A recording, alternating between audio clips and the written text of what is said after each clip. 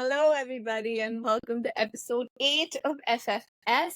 This is the podcast where Wish and I share all the thoughts that keep us up at night or make us giggle during the day. My name's Aska, and I'm logging in from Chandigarh, India. And I'm Vishwata, logging in from Houston, Texas. So let's get all caught up for friendship's sake. So, Yes. good morning. How's your morning? Good morning. I am currently up, ready, and recording by the time that I generally leave my room every morning in my pajamas. So you can imagine how cheery and full of energy I am today. But good segue into today's topic, Vish, because today's morning is so completely opposite to how I generally start my days these days, because I wake up, I come down, I'll do chores around the house, maybe help make breakfast or whatever, eat with the fam, and really actually start my day at 11. Do anything that is my work related or just things that I have to do by 11. And today by 8:39, I'm at my desk. So this is very sort of reminiscent of the kind of mornings and the kind of routine that I used to have back in 2022, where, I woke up and I honestly, it was just me. I dictated my routine because there was nobody else in the house. It was just me.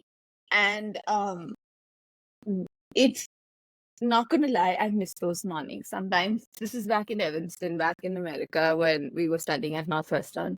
I was living by myself. But because then you just wake up, you set your own pace. Now I wake up and there's already like 5 people in the house, someone's saying something, someone's asking me for something before my senses have even sort of had a chance to wake up. So I think that leads us to today's topic, which is living arrangements and living situations, which Vish and I have extremely different uh extremely different living situations. So let's talk about it. You mentioned about mornings. This took me back to like a couple of months ago when my mom was here. And like the first 2 weeks, she was here for a while. She was here for a month or so. And the first 2 weeks were so like weird.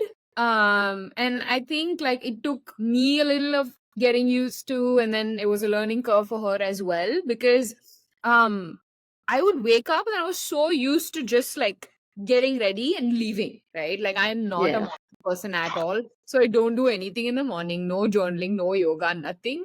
I wake up, get ready, leave. Everything else in my day happens in the evening. But then my mom would ask me these questions. She would just like nice, sweet questions like, what should I pack for lunch? What dabba should I put it in? And things like that, right? Yeah. And I was like, I don't want to answer. I just don't want to engage with anyone in the morning. Yeah. I'm so used to just switching on YouTube. Some random thing will be playing in the background. I will wake up, dress up, do my makeup, and leave. And it took us 2 weeks for me to adjust to the fact that there's someone else in the house, and like she's waking up, she's in the kitchen, she's doing stuff, she's getting phone calls from India, all that. And for her to like understand that, okay, like I need to leave her alone, cannot ask her any questions, she will unnecessarily yell. So, and that's when I realized how much I've gotten used to living alone.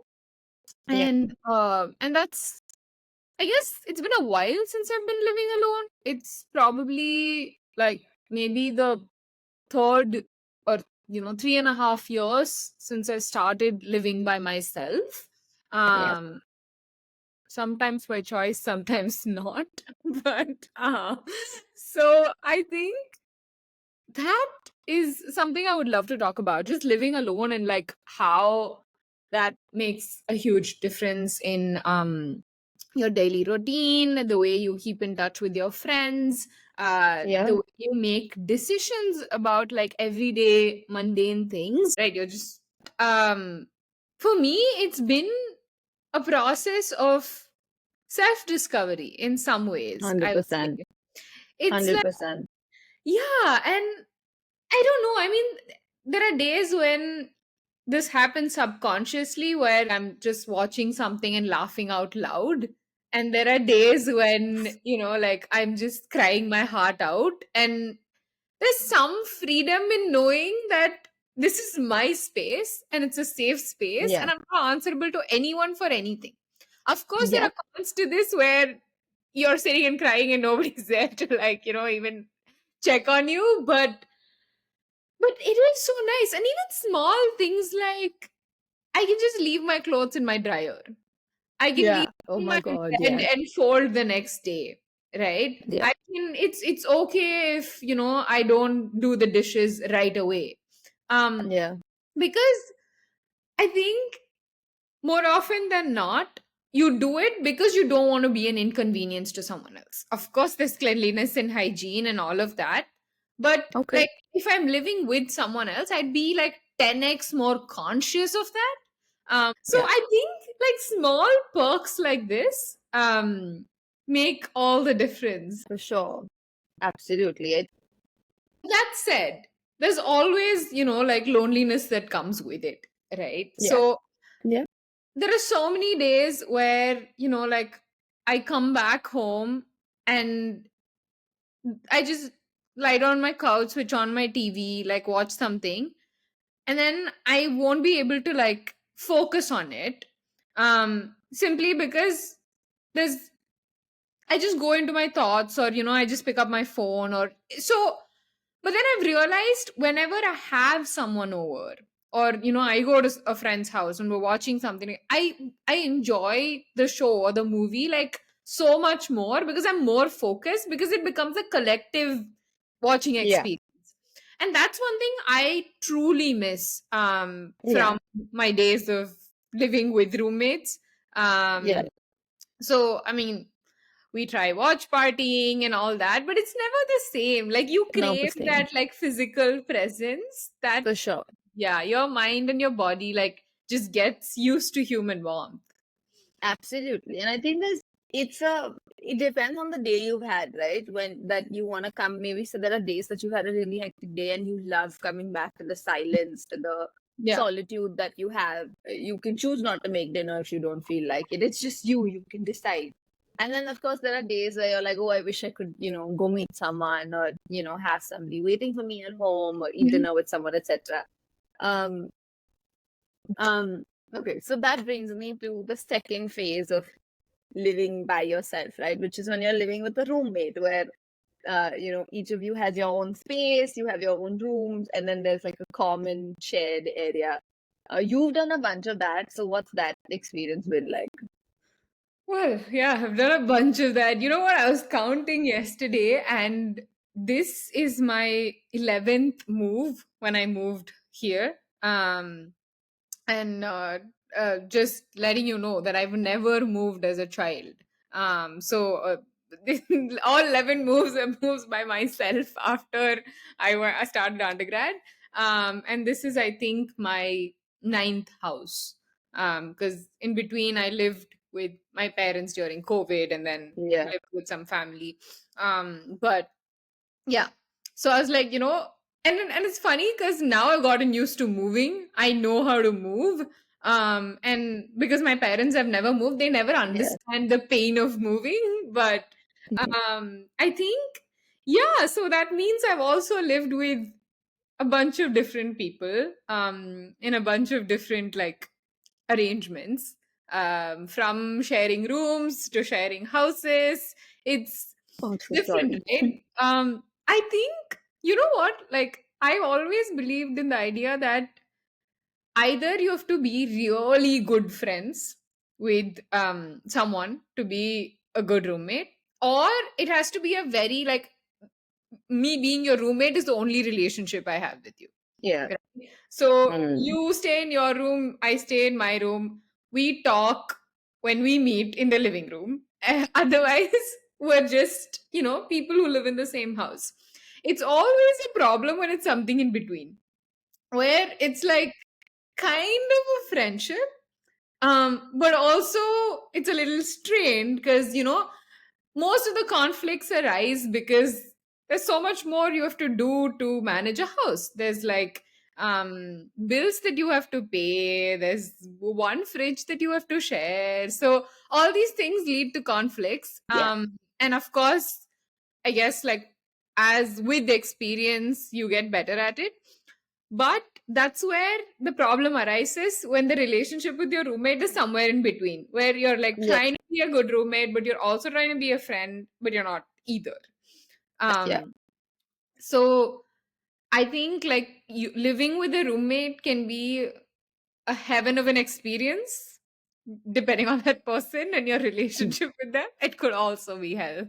You spoke about conflict resolution. You also said something along the lines of, oh, I've lived with a variety of people. So Yeah. clearly you've done some conflict management. Yeah. You want to tell us some effective strategies to manage roommate crisis? Well, I think rule one, grow up. Because the kind of drama that you see in college is insane. Like in undergrad.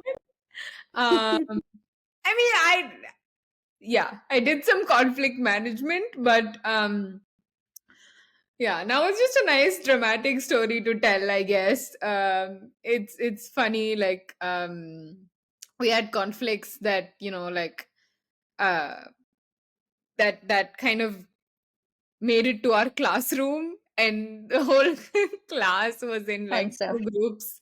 But yeah, I think and it's also funny when you're not just two people, when you're three people, right? And then Yeah. Oh, God. dynamics are different between like all the three different Yeah. people. One person might get along with two people, but then they might not have a good equation. And Yeah. it's and I guess it's especially if that's, like probably undergrad is the time when most people's, first experience living by Yeah. themselves or with roommates. And you're young, like you're really young, you've not gotten used to doing chores by yourself, you're Yeah. not gotten used to uh, managing money by yourself. So Yeah. then you become like hyper alert, you become very conscious of where your money is going. You don't know if it's okay to say, yeah, this is fine, you can use my carrot, or you can Stuff. take Yeah. these 5 berries or whatever, right? Yeah. 'Cause you just don't know. And I get it, right? Like it's so much easier to do that when it's your money, when you're making that Yeah. money, versus when it's your parents' money. um so yeah, so I think it also depends on like the way you've been brought up, the way you've seen your parents share or not share, right? Like, Yeah. and there's no right or wrong here, it's just important to find someone you vibe with. So I Yeah. think so I would say rule 2 is making sure you find the right roommate. It's But not like, how are you going to tell that? Like, that's such a difficult like task to undertake unless you know the It's person and you decide to exactly move why in together.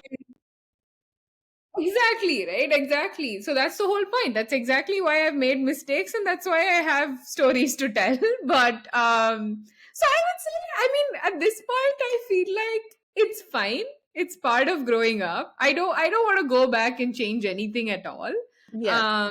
I mean, there's nothing serious, nothing life changing, but I feel like the whole point here is just being a good friend is not enough to be a good roommate. So Yeah. I think, For sure. and I truly believe you don't know someone until you either live with them or For sure. travel with them 100%. for a long time, because Yeah. that's how you see all their moods. And Yeah. I think, again, like living with someone takes adjustment, takes empathy, takes understanding the fact that this is a whole different human being with a very Oh my God. different Yeah. like routine, background, all of that. Yeah. Yeah, it's almost But 50% marriage. no, ma'am, it's not. But for me, you mentioned about how when you first move in with someone, you're generally young in your undergrad, etc. So that was not the case with me because I had my first and only roommate when I was about 24. So one of the things I think that worked in my favor, because I got a roommate when I was a little older, was that I knew some of my boundaries. I Mm. knew that I couldn't share a bathroom. Like that's just an Yeah. absolute no-no for me. So I made it a point that whoever I'm looking for is also okay with looking for a house with 2 bathrooms. Um, I also knew that I absolutely wanted to. I mean, I needed my own room, and I was very clear that I would not share the house with more than one other person. I cannot handle having 2 roommates or 2 flatmates or 4 or anything like that. I was like, that's not happening. So I think simply knowing some of your boundaries might make this process a little bit easier from the very start. So, and then you also know what kind of person to find, because if the person also agrees with you on these basics, there's at least the probability of you vibing with that person is greater. Yeah. No, And 100%. But right? I don't know, but there's something about, yeah, and I completely agree. Like right now, of course, all of these things matter, and Yeah. I made similar decisions during grad school, but somehow I keep going back to undergrad where like it wasn't the best, but it was fun. Like I remember my Oh God. first year, I lived in a hostel. Luckily, like my roommate was amazing. We shared a room and a bathroom, but that was a whole different experience because in a hostel, like there are so many rooms and you make friends and then you do like Yeah. find like movie nights and you watch like horror movies and do Yeah. like random things.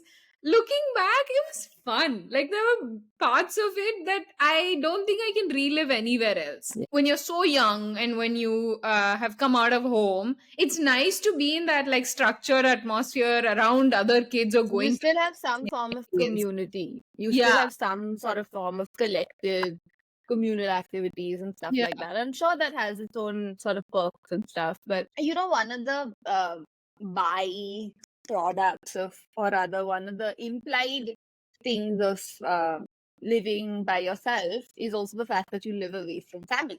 You Mm. live away from what you've known as home.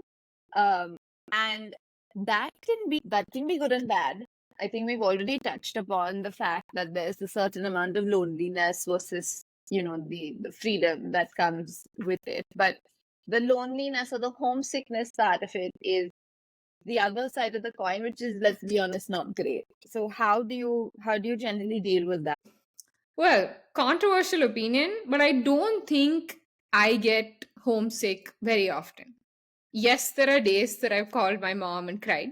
And yes, there are days that I miss my balcony and my rain shower and all of that from my home back in India. But I think there are some days I miss India as a whole.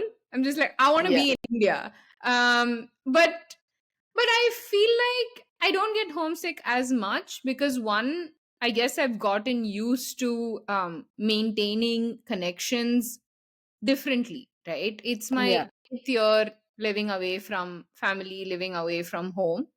And now my connections are different. Like the way I Yeah. connect with my parents, the way I keep in touch with extended family. So now I've gotten so used to like calling people weekly and like keeping in touch with my parents in different ways, right? Be it, of course, we call, but there is texting, sending reels, leaving Yeah. voice notes. So I think, and this kind of works for me. um and that could also be because I've grown up knowing that I probably won't live with them all along. Yeah. um because I knew I didn't want to live in Trichy forever. So even if was in India, I was going to be living in a different city. Yeah. And to be honest, sometimes I also think, again, I don't know if it's a controversial opinion, but distance does help. I Yeah. think it definitely makes The love heart grow fonder. fonder. And Yeah. but also I think it gives you space to grow as your own self. I think this is another big thing that comes with living away from home, living by yourself, is you start to understand who you are, your values are. Because until you live with family, um at some level, whatever your core values are determined by what your parents have taught you. Of course, a lot of it is not going to change because they've still like taught you that, and that's what you're going to, continue believing in life. But there are certain things that will change because now you're your own adult and you start looking at things differently, Yeah.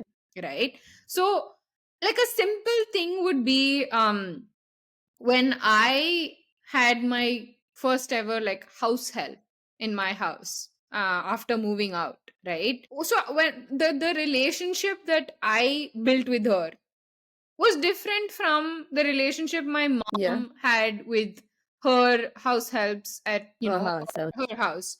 So yeah. or the way the kitchen was, like you said. So there are different things that change, and these ultimately lead to you becoming your own person with your own ideals and values, and that I For think is sure. big. Absolutely. Funnily, I think I live away from family too, even though I do live with a Yeah. family.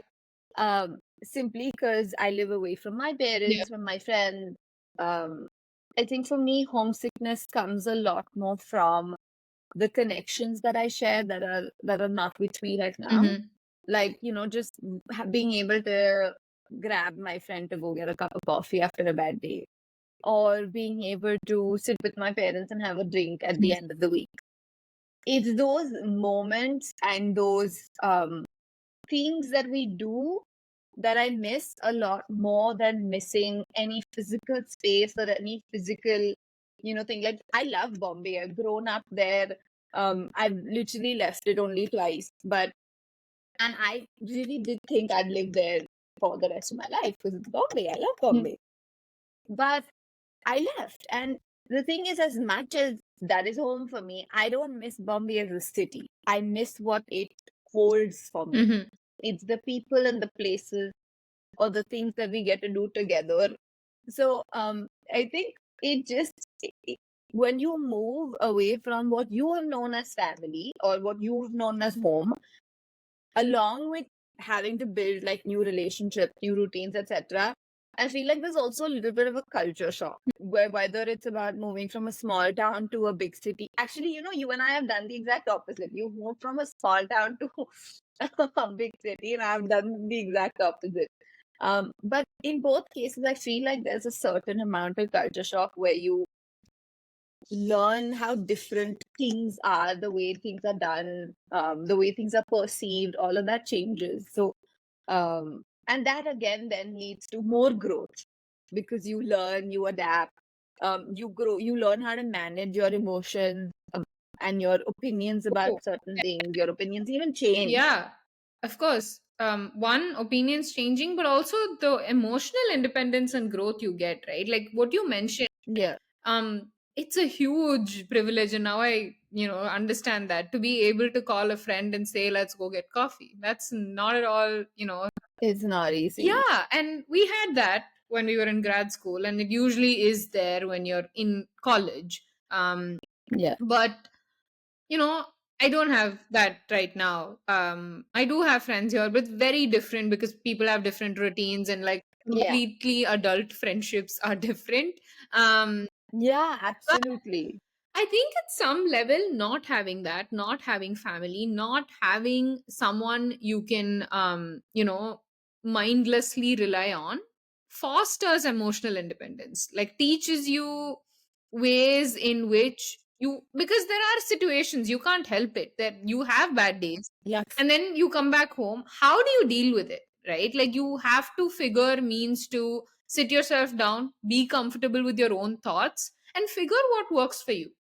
And yeah, but that's coming from someone who's extremely emotionally aware about their feelings and their mental health and stuff. I feel like this is a tricky space because you could go in one or two directions. You could become a very difficult person, Mhm.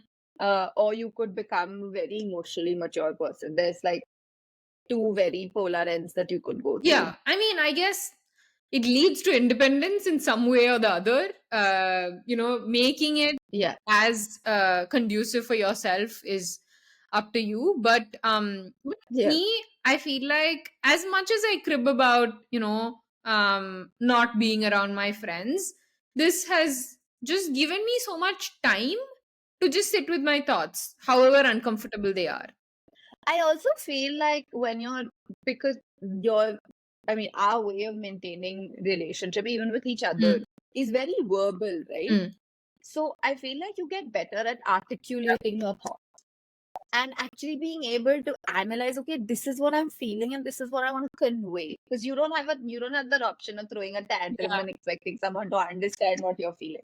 You have to be able to say, this happened, this is how it made me feel, and this is what I can do about it. Like, you have to learn to verbalize what you're feeling if you want that support from a friend who's not around you. dude, you blew my mind. Like now I'm just like, now every friend, the partner I look for, everyone has to have lived alone because only then they can articulate things. It is. I live with, I, so my makes partner has sense. never Makes lived so much alone. sense. Yeah, my partner has not lived alone, and I cannot tell you, we will come to that, but it makes such a huge Mm. difference. I'm not saying that you can't learn to do Yeah, this if you've not lived alone. It's just that this forces you into learning. Like, you don't have any other option. And I think that leads to a lot of growth. Because even if you don't share it with someone, your internal dialogue starts becoming a lot more clear, and you're able to think through and process things better, But let's go to phase 3. Like, what about, like you said, you moved back with your parents during COVID after living alone for a few years. the world. I moved back after being, yeah, moved back, moved again, moved into a different family, etc. So let's talk a little bit about what it means to actually come back to what you left. Yeah, it was very interesting because you've gotten used to living by yourself. You're your own person. You have your own routine, your own timings, and then you go back home and your mom's like 8 p.m. dinner time, and then like, I can't. And it was kind of like nice in a way for me because what happened was both my brother and I were there, and I was spending time with my Yeah, brother. After a while, because I'd lived outside for a while. So now yeah, it gave us that time to like, we used to sneak out of our rooms at like midnight. We'll be watching stuff in our own rooms and then we text yeah, each other at 1 a.m. and be like, come, let's go make Maggie. So then we have to sneak out and then go to the kitchen because again, like parents would be like, why are you guys awake now? yeah, So we'd go down, make Maggie. But then, like most of the days when we made Maggie, like when we're coming back, our parents would have realized, they would have woken up and be like, okay, fine, give us some also. So this was such a common practice throughout COVID. But yeah, it was so funny in a way that like still, saw us as kids, or at least like with me, like I was like, yeah. I'm not a child anymore. But they were so used to telling me the same things that they used to tell me when I was in school. Um, Girl, I married, my parents still think of me as a child, so that's not changing. yeah. So yeah, I think it's just, but on a more serious note, I would say definitely renegotiating boundaries was important then, Yeah, because I think again, like I said, it's very different setting boundaries when you're not living with someone, right? And very, and it's also easier. it's much easier because I mean, to put it in simple terms, you just have to turn off your phone. That's it. Like, you are able to turn people off in a way to protect yourself. Not Yeah. advocating for anything here, but No, everyone should know that Vishita has her phone on DND a lot of times, and thanks to iMessage, I get to say deliver anyway. I do it just multiple trying to times. sleep. but um, but honestly, I think it was so important and so healthy that I was able to have that conversation when I moved back. Moving Yeah, out and understanding myself gave me the space to know that I needed boundaries. But now that I moved back, Yeah. there was more communication that needed to happen with my parents so that they know also that there Yeah. are boundaries that are required and that I'm a different person now. Right. So Yeah. I think being able to have that healthy conversation is super important Yeah. if you're moving back home. Yeah. And I don't know, have But you had an experience like that? so in the last 2 years, I moved 3 times. Mm. Okay. And very drastic moves. Not like I moved a house or even a city. I moved everything. Yeah. Every possible situation was changed. And one thing that I learned is that there is a teething period. Mm. It could look different for different people. For me, it's about 6 months. Yeah. So when I moved back from America, it took me 6 months to start feeling like I'm home again, Mm. to start feeling grounded. It took me 6 months of therapy. I still remember I started therapy in January. In June, Yeah. there was one session where I was like, I logged in and I was like, okay, I feel like I'm home. I finally feel anchored Right. because everything, your entire daily life, the way that you know it, has changed. Mm. The people you wake up to, the kitchen that you go into, the bathroom that you go into, the bed you sleep on, everything changes. And there is a certain amount of just mental recalibration that is required to finally feel like yourself again. And only then could I actually even realize that, okay, I needed to have a conversation or I needed to convey that I'm a different person and this is now what I prefer or what I like or what I do. Yeah.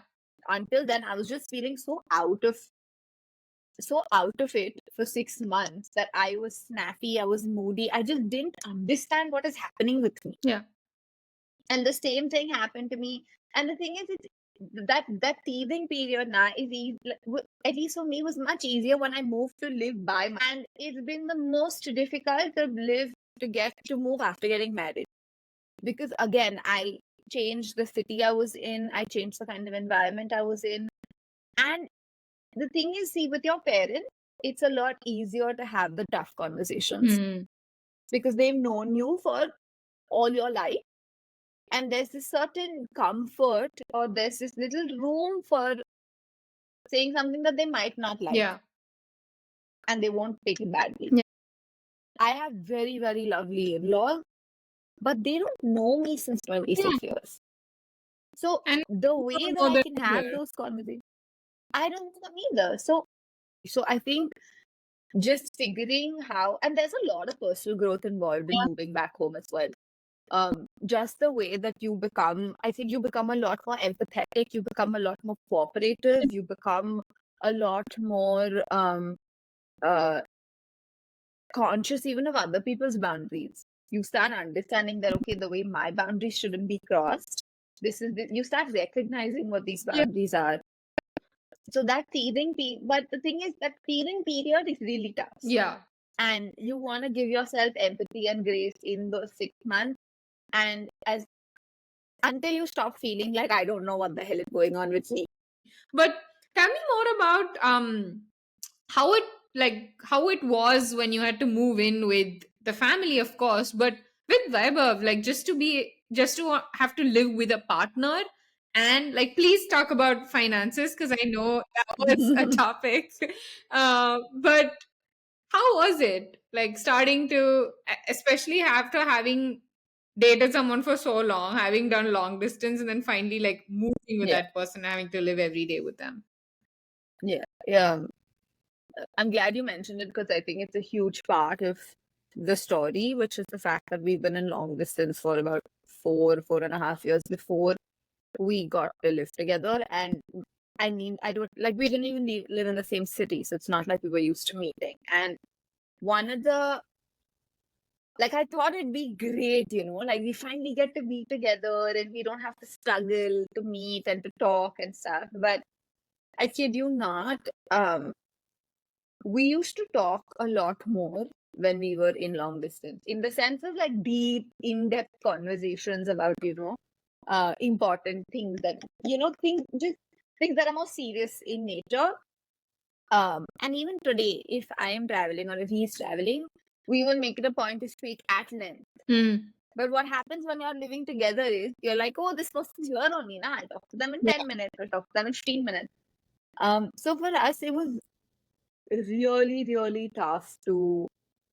It was great, and I'm very happy in my current living situation. But it was a huge and very steep learning curve to realize that okay, this person's going to be around me 24/7 from not being around me at all, and from us wishing fervently to be around each other. Now there's no escape. This person's here only, and especially when like we said, if you're used to having your own room, your own space, your own bathroom, matching bathroom schedule, how long someone takes to hair wash, it's very tough.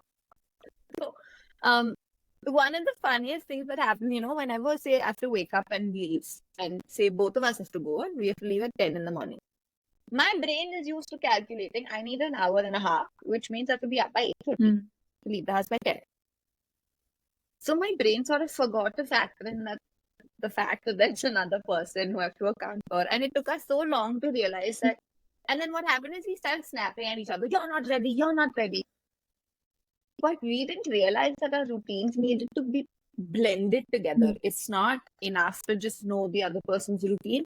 You will have to adjust your own to create a joint sort of routine. And that compromise and that communication is extremely, actually, compromise is the wrong word. I really don't like using this word. It's more of an adjustment.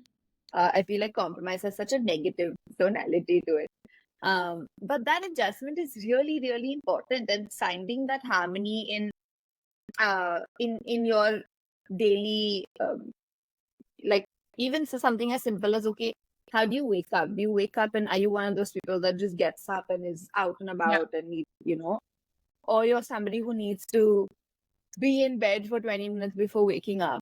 Makes a lot of difference to the kind of time you end up spending with each other. Well, sorry to cut you off. When I was trying to sublet a house in SF, I came across so many of these questionnaires.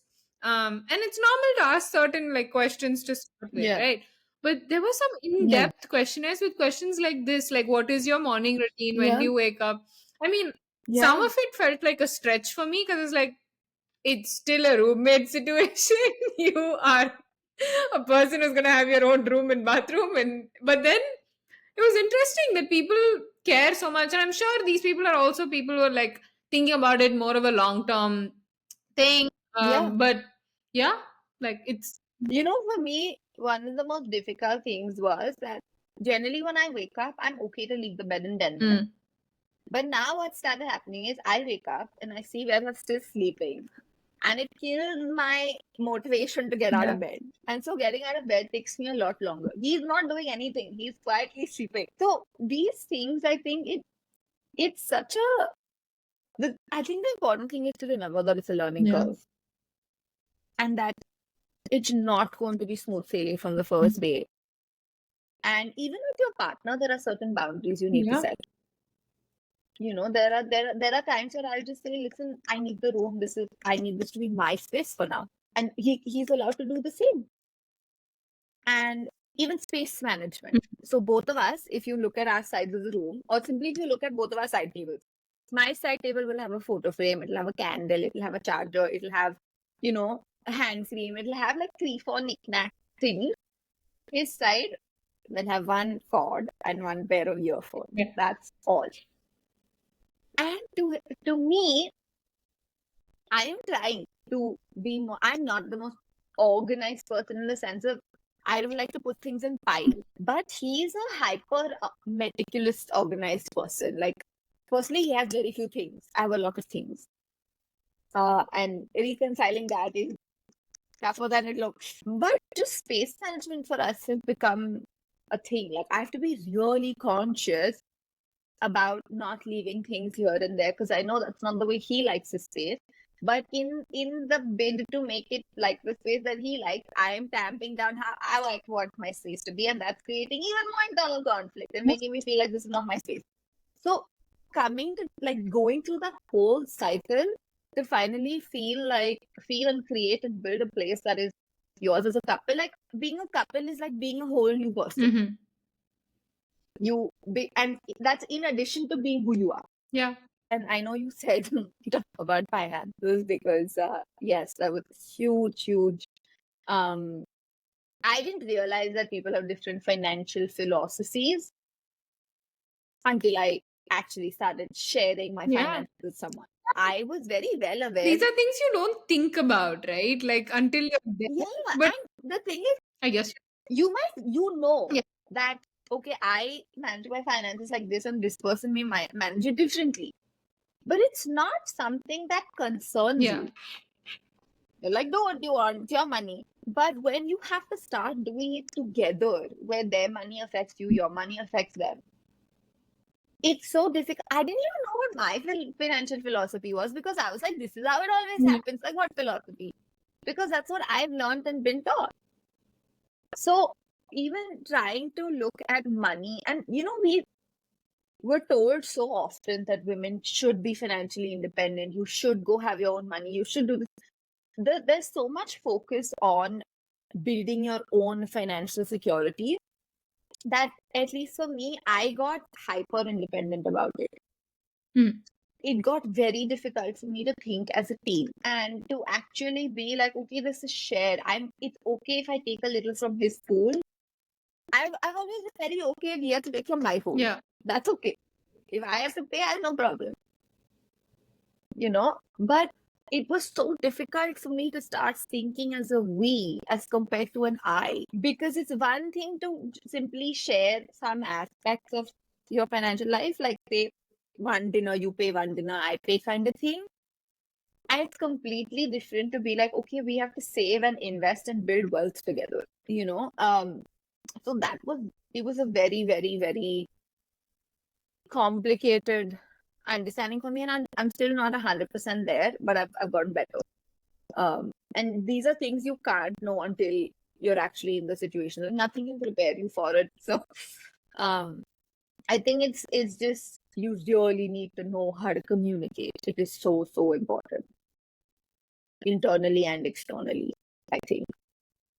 I think this is a must listen episode for Weber. I don't know if he's been listening to that episode. Don't worry. You best believe I'm communicating all of these things to him on a daily basis. But He can probably come and be in this episode and tell you exactly what I'm thinking.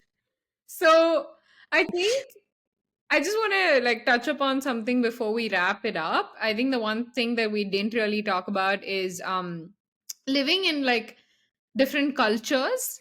With this can be across any of these arrangements, right? Yeah.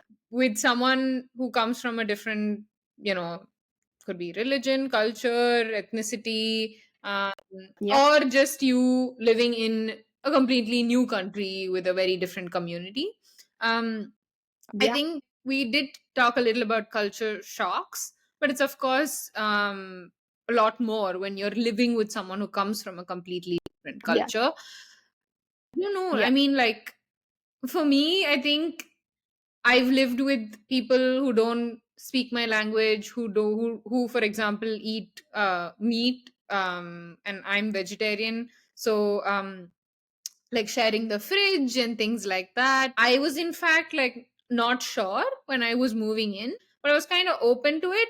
And when I moved, Yeah. it felt normal to me. I was like, it's your stuff, my stuff, like it's fine, doesn't matter. Maybe because of the story that you told in the last episode, thanks to your dad. And for whoever doesn't know what the story is, go listen to that episode. But could be. But in fact, like until I did it, I didn't know that I'd be okay with it. That I'd be okay Yeah. sharing utensils. That I'd be okay sharing a fridge. But Yeah. it could be that. And also there's a little bit of I think. curiosity, right? Like when Yeah. I lived briefly with Jen, who Yeah. is our friend who's Chinese American, and it was interesting because like she had clams and shrimp and all of that in the fridge. um this is kind of meat that I've not seen before, right? Not seen in the Yeah. house before. So Yeah. it was so fun for me. I would open the fridge to see what's new in there and call Jen and be like, explain what is this to me. Then, like, like I got to know clams don't have brains. I made shrimp rice for Jen. Like Yeah. nothing crazy, but like made like a small Yeah.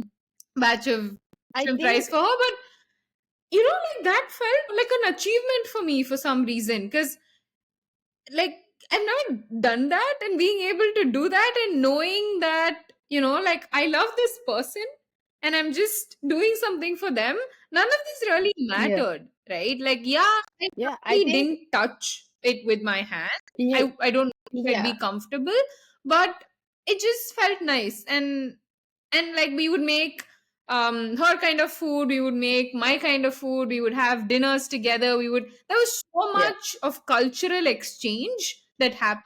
Yeah. And this has Yeah. happened to me in India as well, when I lived with Punjabi roommates, Gujarati roommates. So I love that Yeah. aspect about being able to. I think you're talking about culture as in of course the more visible and the more sort of Mhm. monumentalish sense, but I think it also shows up in everyday situations. It shows up in simply the kind of course, you've spoken about the kind of food, vegetarian, non-vegetarian, different cuisine. But even something as simple as a roti sabzi can look very different in different houses. Mhm. And as small as a thing that is, it can really disorient you a little bit. Because it's tasty, it's supposed to be what you're used to eating, but it doesn't feel like what you're used to Mm. eating. Things like, of course, religious practices in different houses makes a huge difference to how you feel about being in that Yeah. environment. And for me, culture shows up a lot more in those smaller things. Like, of course, festivals and all. I would love to celebrate any festival. It's a happy period. Let's Yeah. celebrate. But these little everyday things that sometimes go missed make you feel a little disoriented, and I think that's also culture. Yeah, 100%. It's of And course different when you, when you're living with a roommate well, versus you're sharing family with yeah, someone. So times when I feel like, I know for a fact that if I live with a couple of other Indian roommates, I would have probably celebrated Diwali yeah, differently versus if I'm living yeah. with someone else. But that gives me a chance to celebrate like Chinese New Year as well. So I think, yeah, there's pros and cons. When you introduced this topic, right, a few minutes ago, the first thing that popped into my head was the sense of identity. Mm. The way that you are living, who you're living with, where you're living, etc. Everything that we have discussed so far has a very profound impact on how you see yourself, how you show up in the world. And it could either make you feel very, very confident, secured, and anchored in your sense of identity, or it could make you feel a little lost. Yeah. And the thing is, it's not a permanent thing. It's not like, okay, in this living situation, now I feel anchored, which means I'm going to feel anchored throughout. Things, dynamics change. That also changes. And I think that's difficult to hold on to and to really build. And which is where I think when you once lived alone, it's a lot easier to understand what are the core elements that make up your sense of identity. And then you can try and hold on to those while everything else is changing, and still at least feel like, okay, this is something that makes me feel like me. So let me keep doing it, and then it'll become easier to cope with everything else that's making me feel different.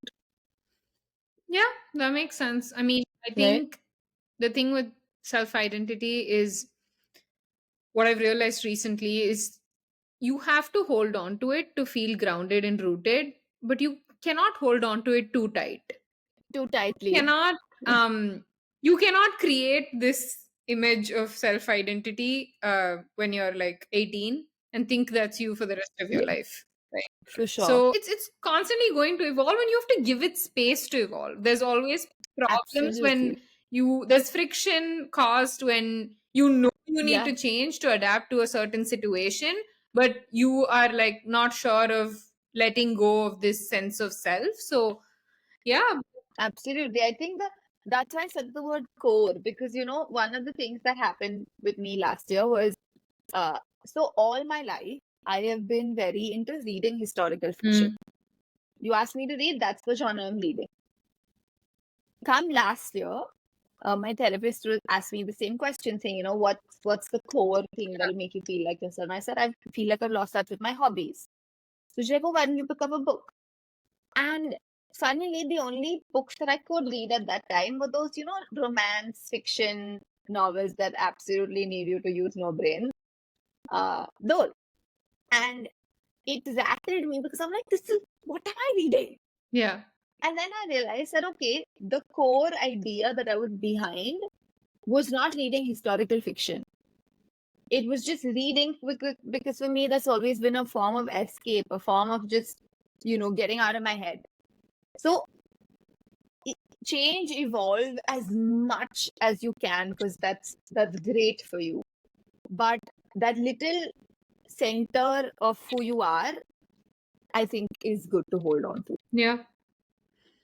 We came from somewhere. Okay, this became very serious. Yeah, somewhere to somewhere. But we came nonetheless. We ended in a good place. And I'm sure everyone who's listening will have very different perspectives. So I really hope to hear back from people. And Also, please know share drama, share your yes, fun stories tea. from having roommates. Yeah, spill the tea. Yep. Thanks for tuning in, and catch you in the next episode. See you later.